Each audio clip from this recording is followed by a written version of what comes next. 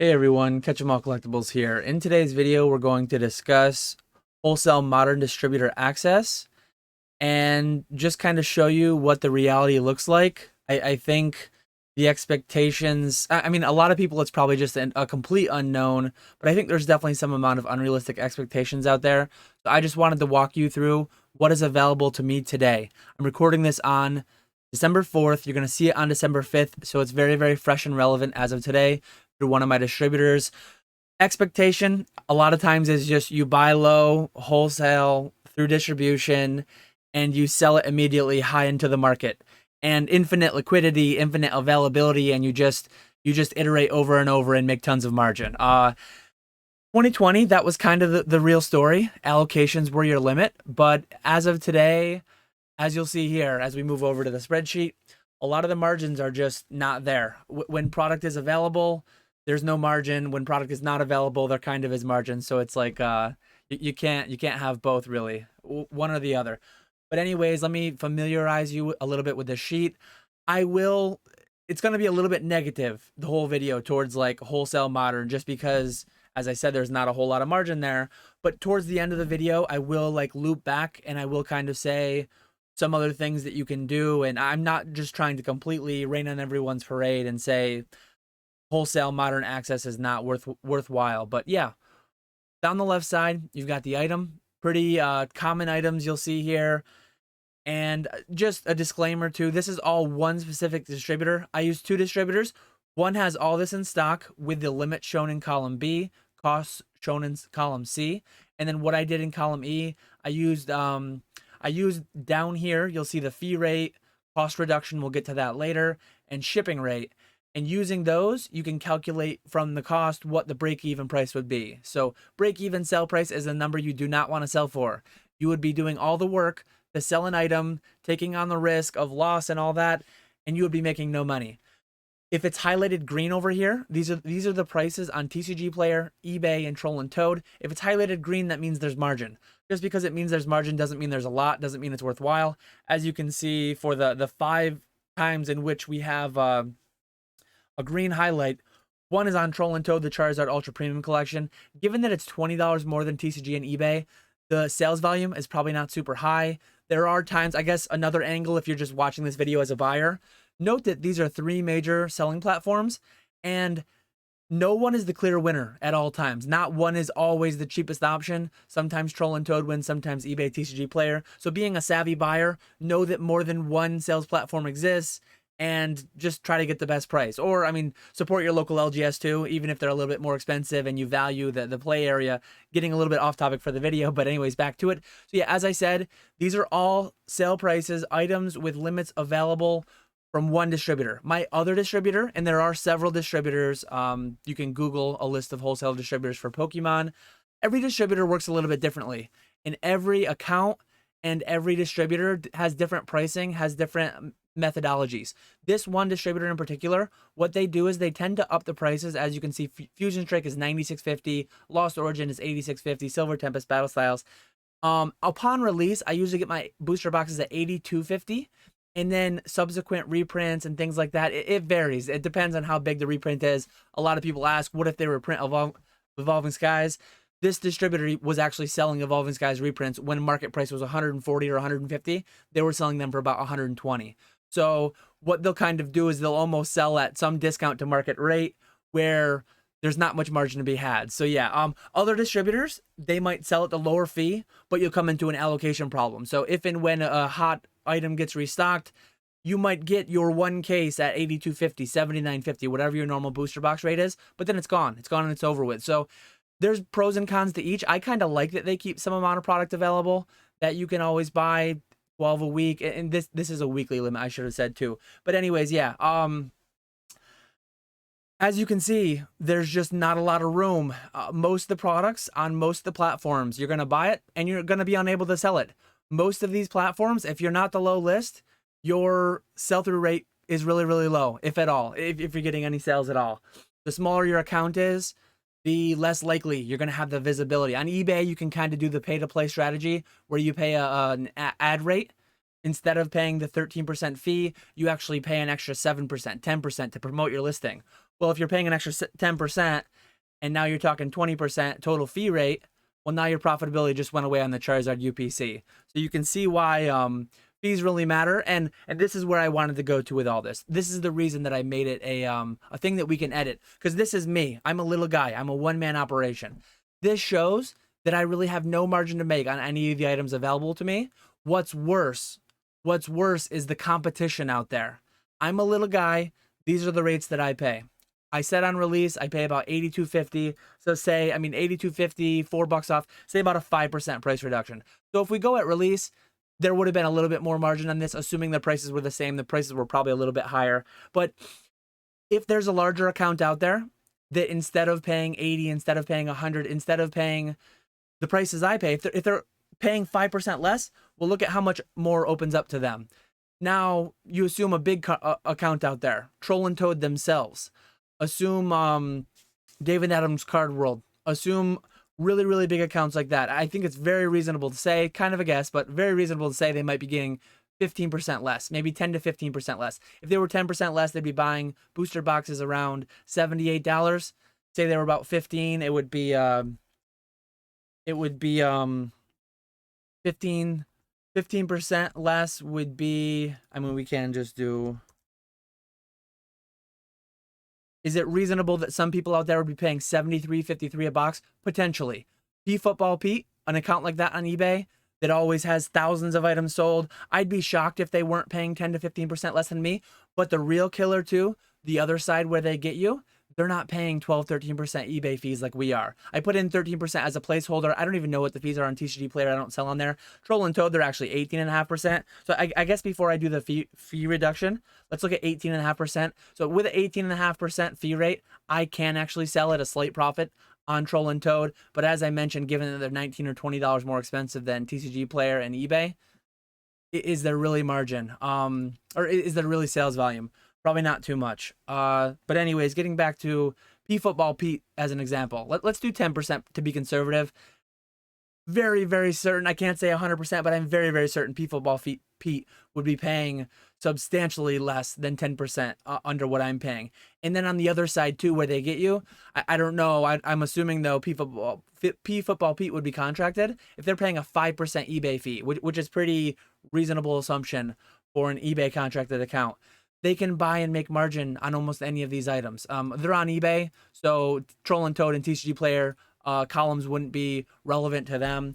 But yeah, a lot of these things just make a lot more sense when you're getting that kind of an amount. And when you see making a $14 margin on a booster box, that's enough to like, because what this isn't factoring to, again, they're probably buying their supplies in bulk. They're probably They do have employees. So one thing, instead of shipping, you have to factor in an employee's time. Maybe they're paying, maybe they have an employee that can pack and ship.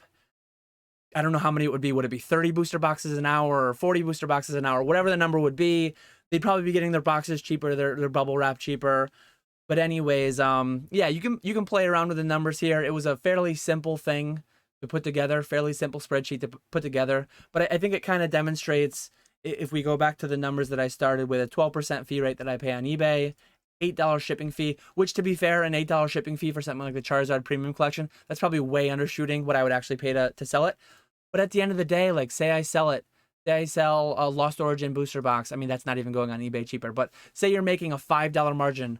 Again, if you can do 10 of those orders packed and shipped an hour, making $5 per, you're making $50 an hour. That's pretty decent, but that's not accounting for risk. That's not accounting for 1% returns. These are fairly basic assumptions, fairly basic numbers in here that aren't accounting for a lot of things. And they're already looking bad enough. They're already looking to where here's all this product available for me to buy, but I can't sell it. I can't sell it if I want to make a profit. And another thing too, from the buying side, some of these, looking in particular, Professor Juniper collection, very, very kind of a dud item. Clearly, my cost is $100. TCG Player and eBay, not only can I not sell them for margin, I can actually go on TCG or eBay as a consumer and buy them cheaper than I can get them wholesale. This is something that you'll see from time to time. This is something that very unhealthy when it's the case, where an item is actually selling for cheaper, because not only can I not make a margin, I can just buy it cheaper, circumventing distribution. You kind of wonder at times how someone is able to sell it so cheaply. Are they getting 2% eBay fees and a 20% reduction. I mean, if they have a significant enough reduction, you almost wonder if they're maybe distributors selling directly on eBay itself. That's happened over the years. Another thing that I want to uncover here, Magic with their Amazon dumps. This is specifically looking at Pokemon. One issue that's been plaguing Magic recently, and shout out Mason Cardinal Gaming, he talked about it recently in a live stream chat. There are products that he's buying for $100 wholesale through his distributor that are then being dumped on the open market by Magic, Hasbro themselves through Amazon for $60, $70. That's like a nightmare scenario. That's worse than anything I portrayed here. Way worse than the Professor Juniper collection, and it's more ubiquitous in the Magic market as well. One thing that Pokemon Center does, in a way, they do compete with us. They do compete with us whole retailers. They compete with Mason. They compete with myself, but they only do it at MSRP. So like when you have an Evolving Skies situation, Evolving Skies upon release, Evolving Skies lived a fair bit of its life. I mean, most of its life over MSRP, but it lived a fair bit of its life under 144. 144 is what it's available for on PokemonCenter.com. And when its market price is 120 and Pokemon selling it for 144, that's fine. I mean, generally, some amount of people are just going to go to Pokemon Center because they're familiar with it and whatever. But most people are going to go to eBay, TCG, and get them for 120. If and when the product does really well, if and when the product sells out at wholesale, if and when the product starts making its way towards 200, 250, 300, like Evolving Skies is, then Pokemon is going to have a window where they're competing. Market price of 144, 150, people are going to be competing between eBay and between Pokemon Center. But that's nothing like Pokemon. If Pokemon were to do the analog to what Hasbro's doing to Magic stores, Pokemon would be dumping these products on Amazon for something like $60, $50, and they could afford to. They honestly, I don't know what they pay per box. I don't know what their manufacturing costs are, given that they own. They bought. I'm not going to be able to think of it now. Millennium, they did. I did think of it. They bought Millennium Print Group, and they own the printing, they own the manufacturing side of it. So their costs have got to be very, very low on a product like this. They would be able to afford to, but thankfully they don't compete directly. There are scenarios though where we think that there may be some back alley deals. There may be some distributors essentially selling directly on eBay, which is just this very unfortunate scenario that kind of chokes out a lot of LGSs, chokes out the business from a lot of online retailers like myself, because you can't compete when you're paying 6 times the fees, when you're paying 15, 20% more for the product. The margin just goes away. There's a lot of green here. Bolton V box, Hisuian Electrode box, obviously $8 shipping fee on a $20 item, $12 item. It's not going to be there even for the big guys. Somehow though, like I don't know what's going on here. Somehow people have these listed for $15 on eBay shipped, $16.95 on eBay shipped. I don't know exactly what's going on there at that point. And this is what I was going to get to earlier in the video. If you're looking at all these numbers, if you're thinking, well, I wanted to get in wholesale distribution, but now Dan's telling me there's no money to be made anywhere. And even where there's money to be made, there's small weekly limits, there's credit card fees that I didn't talk about, there's minimum orders. That's one thing. When you go to eBay, there's no minimum order. Most of these things are one box shipped to your door. You can get coupon codes at times. You can get 5% eBay bucks. You can get TCA 5. Shout out Rusty, TCA Gaming on Troll and Toad. Maybe one day I'll get my own discount code, but for now I shout out his. But yeah, that's what I wanted to talk about. With the B boxes in particular, one thing that I've historically done, and one thing that is makes you able to sell them in a better fashion, more profitable, breaking them down for their components. Some people do mystery lots, some people do 5 random jumbos, some people do 1 EX with 99 bulk cards. I used to do those back in the day, like way back in the day, 6-7 years ago. These days, I break those down at Troll and Toad Evo into packs and into the components, and usually you can net more than selling them completely intact, because the shipping just really eats you alive on products like that.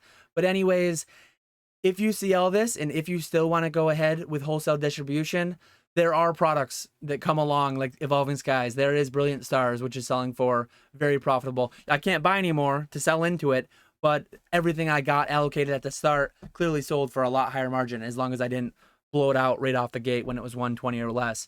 But yeah, I would still encourage people, call everyone on that list. If you're interested in getting in wholesale distribution, Call everyone on the list, see if there's taking online retailers. If you're a brick and mortar, you can definitely get in any of these places, and find alternate ways. I mean, sometimes breaking the product down, these V boxes, ETBs, selling the dice, selling the sleeves. Sometimes there's a little bit more margin that can be squeezed out of it. Sometimes it's still not really there. It's a little bit tougher out there than a lot of people think. That's why I wanted to make this wholesale distribution expectation versus reality. And then, as I always do in my Monday morning video or my Monday afternoon video, I just talk about my schedule for the week. I am going to do a short on Wednesday. I believe the short might be Friday if I don't get to it by Wednesday, but weekly shorts are a part of my schedule as of the last few weeks. I'm going to go live on Thursday. I'm working like a half day Wednesday, so it's almost definitely going to be Thursday. I usually either do Wednesday or Thursday for a live, and then saved it towards the end of the video, so hopefully I don't get too much hate in this video. But I do have in hand 3 Magic 30th edition boxes. And these are the boxes that a lot of people are talking about. A lot of people hate. I have 3 of them brand new sealed, $1,000 a piece. I'm going to open one. I'm going to do it pre-recorded, and I'm going to post the video on Saturday. If and when I get a huge hit, I might make shorts out of it or something. But yeah, I'm going to open one. In the video, I'm going to kind of preface it with a little bit. This is what's going on. This is why I bought this product. This is a little bit of my history. I'm expecting to get a fair bit of hate coming from it. I think there are a lot of content creators out there riling up, baiting into the drama, getting all those clicks. I'm not opening this product for that reason. I'm not looking for hate. I'm not looking for just, I mean, obviously you're making a YouTube video, you're looking for views, but I'm hoping it doesn't blow up for bad reasons with bad interactions. I'm just genuinely interested in opening the product and seeing how that goes. So yeah, we'll see how the video performs on Saturday. But that's what we have to look forward to this week. I appreciate everyone watching. Feel free to leave comments below. Are you in with wholesale distribution? Anything from this list, would you be looking to order it? What are your overall thoughts? I think one major thing that I wanted to kind of dispel too, and maybe it's less so, I think a lot more people like myself are open with wholesale distribution prices. I remember several years ago, though, when I first got in with wholesale, having no idea what the wholesale prices were.